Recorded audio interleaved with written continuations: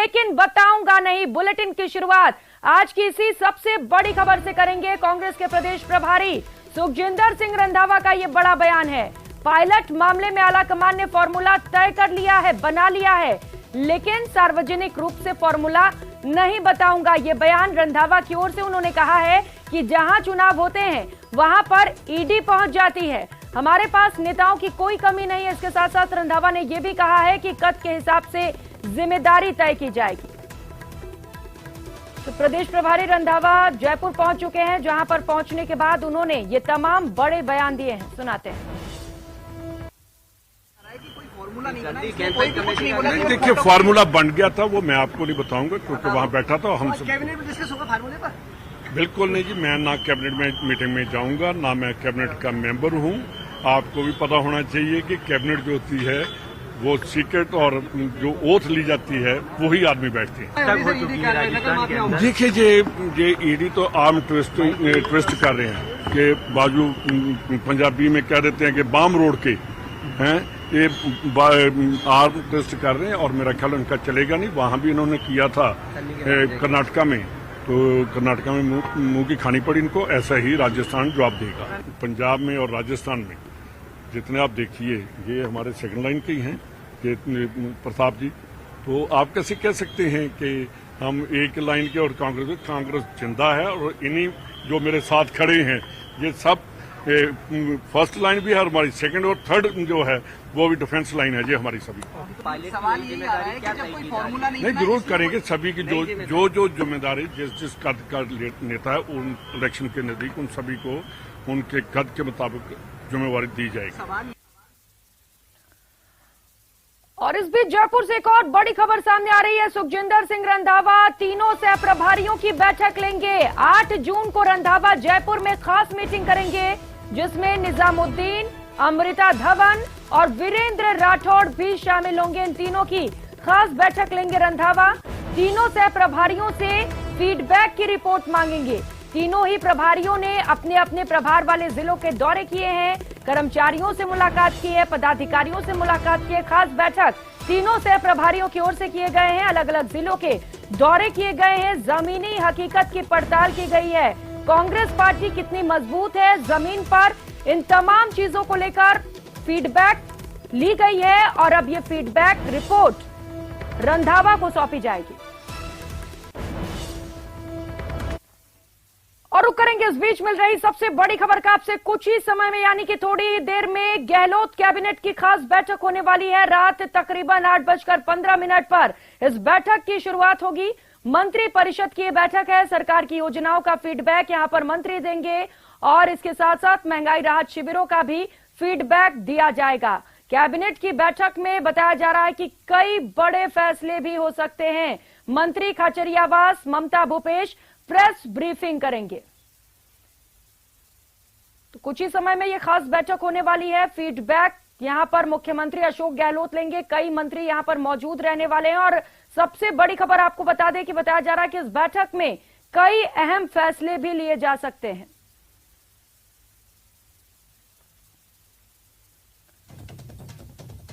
तो खास मुद्दों पर नजर रहेगी मुख्यमंत्री अशोक गहलोत की इस बैठक में, जहां पर कई मंत्री मौजूद रहेंगे। मंत्री फीडबैक देंगे, कई अहम निर्णय भी लिए जा सकते हैं। सहयोगी बाबूलाल धाल हमारे साथ जुड़ चुके हैं। बाबूलाल, सबसे पहले कहा यह जा रहा है कि कई अहम फैसले हो सकते हैं इस बैठक में। कौन कौन मंत्री इस बैठक में मौजूद रहने वाले हैं, पूरी जानकारी दीजिएगा।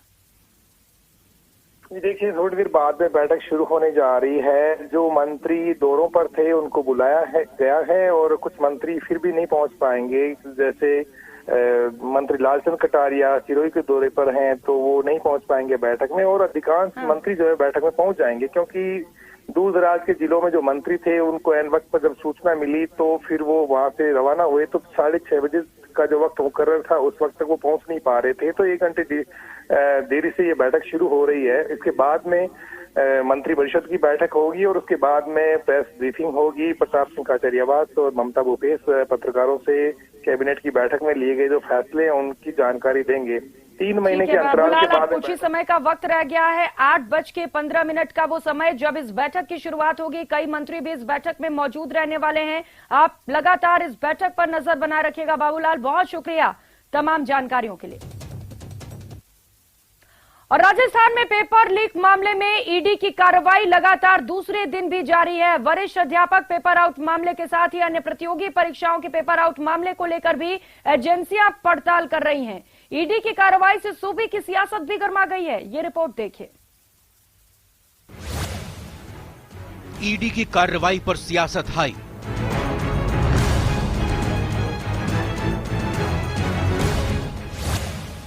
कांग्रेस ने कार्रवाई पर उठाए सवाल।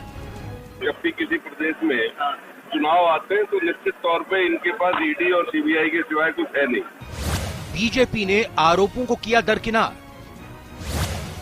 निष्पक्ष जांच पर क्यों मचा बवाल? राजस्थान के अंदर मुख्यमंत्री खुद ये कहते हैं कि उनके विधायकों के पास अकूत धन है जो उनको वापस करना चाहिए जिससे लिया है। प्रदेश में पेपर लीक मामले पर ईडी की कार्रवाई दूसरे दिन भी जारी रही। सचिन पायलट के अल्टीमेटम पर गहलोत सरकार की ओर से तो अभी तक कार्रवाई नहीं हुई, लेकिन ईडी की टीमों ने पेपर लीक घोटाले में आरपीएससी मेंबर और पेपर माफिया के ठिकाने समेत 28 जगहों पर छापेमारी की। जाहिर है ईडी की कार्रवाई से सूबे की सियासत गर्मा गई है। प्रदेश की कांग्रेस सरकार ने ईडी की कार्रवाई पर कई सवाल खड़े किए हैं। प्रदेश के गृह राज्य मंत्री और उच्च शिक्षा मंत्री राजेंद्र यादव ने कहा कि जब जब किसी भी प्रदेश में चुनाव होते हैं तब तब वहां ईडी और सीबीआई की एंट्री होती है। उन्होंने कहा कि पेपर लीक प्रकरण में एसओजी और एसीबी अच्छा काम कर रही हैं, जिसकी हाईकोर्ट ने भी सराहना की है। जब जब चुनाव आते हैं तो ये ईडी और ये तो इनका स्वभाव हो गया है कि जब भी किसी प्रदेश में चुनाव आते हैं तो निश्चित तौर पे इनके पास ईडी और सीबीआई के सिवाय कुछ है नहीं। ऑलरेडी हमारी एसओजी और एसीडी पेपर लीक मामले में बहुत अच्छा काम कर रहे हैं। जबकि बीजेपी ने ईडी की कार्रवाई को जायज ठहराया है। प्रदेश अध्यक्ष सीपी जोशी ने कहा कि अगर सरकार युवाओं की हितैषी होती तो पेपर लीक की निष्पक्ष जांच कराती। देखिए, इसमें एक शख्स था तो अभी तक सरकार ने उसके ऊपर हाथ नहीं रखा। आरपीएससी के मेंबर की पहली बार गिरफ्तारी, लेकिन ऐसे कई इश्यूज थे जो सरकार को जानकारी में थे, जानबूझकर इस मामले को दबाया। अगर आप वास्तव में राजस्थान के युवाओं के हितैषी होते तो दूध का दूध और पानी का पानी हो गया, क्योंकि इसके तार आप तक जुड़े हैं। लेकिन ईडी जो जांच एजेंसी काम कर रही है, मुझे पूरा विश्वास है कि वो राजस्थान के युवाओं को जो विश्वास खोया है सरकार ने, उस विश्वास को बहाल करने का काम करेगी। ईडी तब आई है जब राजस्थान में पेपर से की लूट करने वाले, पेपर को बेचने वालों ने काले धन का जमकर दुरुपयोग किया है। राजस्थान के अंदर मुख्यमंत्री खुद ये कहते हैं कि उनके विधायकों के पास अकूत धन है जो उनको वापस करना चाहिए जिससे लिया है। आपको बताते चलें कि अब ईडी को आरपीएससी के वरिष्ठ अध्यापक भर्ती का पेपर आउट होने के अलावा दूसरी भर्ती परीक्षाओं के पेपर लीक होने और उसमें बड़े पैमाने पर पैसों के लेन देन की आशंका है।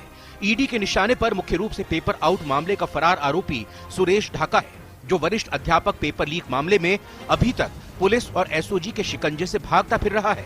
इसके अलावा वो दूसरी भर्ती परीक्षाओं के पेपर लीक का भी मास्टरमाइंड बताया जा रहा है। कहा जा रहा है कि दूसरे दिन भी प्रदेश भर में 20 से ज्यादा ठिकानों पर ईडी की छापेमारी जारी है। खबर है कि आरपीएससी सदस्य बाबूलाल कटारा के आवास पर सर्च के दौरान ईडी को कई डॉक्यूमेंट्स मिले हैं। इसमें कटारा के बेटे के नाम पर 50 लाख रुपए की म्यूचुअल फंड की जानकारी मिली। वहीं कटारा ने साल 2021-22 में अलग अलग जिलों में 5 जगह जमीन खरीदी। इस विषय को लेकर कटारा के बेटे और परिवार के दूसरे सदस्यों से पूछताछ किए जाने की संभावना है। अब तक की जांच में साबित हो चुका है कि ये पूरा मामला प्राइमरी मनी लॉन्ड्रिंग से जुड़ा है। नौकरी लगाने के नाम पर पूरे गैंग ने काम किया, कई अभ्यर्थियों की नौकरी लगाई, इसमें करोड़ों रुपए का लेन देन हुआ है। आरपीएससी के दूसरे सदस्यों से भी इस बार पूछताछ हो सकती है। ईडी को शक है कि कटारा अपने स्तर पर इतना बड़ा घपला नहीं कर सकता था। Bureau report, news 18 Rajasthan.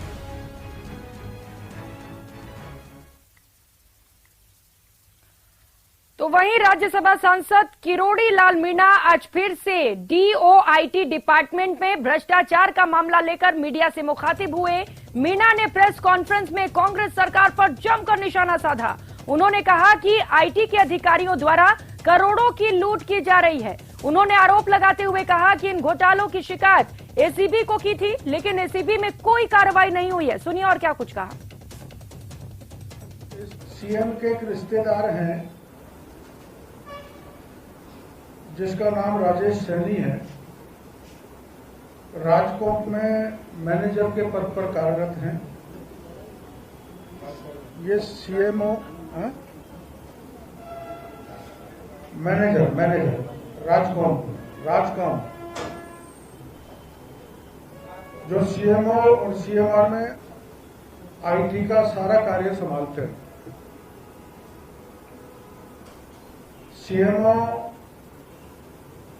और सीएमआर का आईटी से रिलेटेड जो सारे खर्चे का भुगतान है,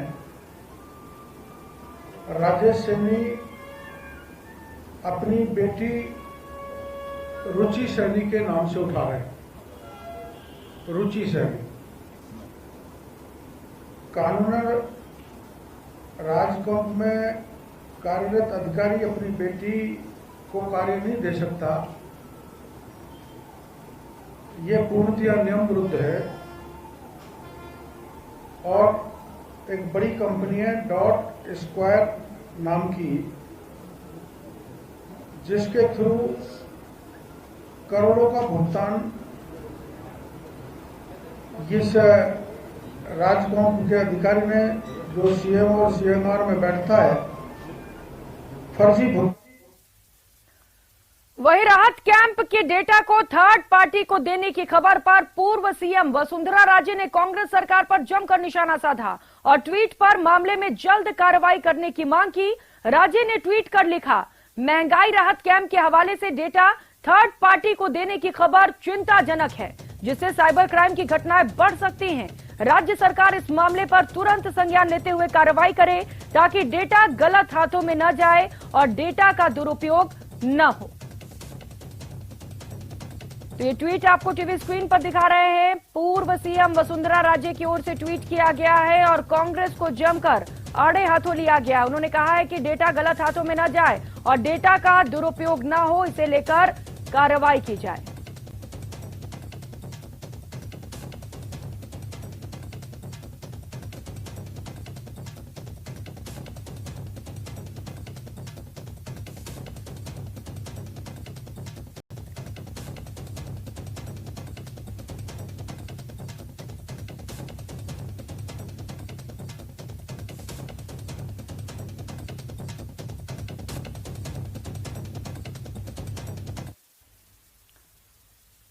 और फिलहाल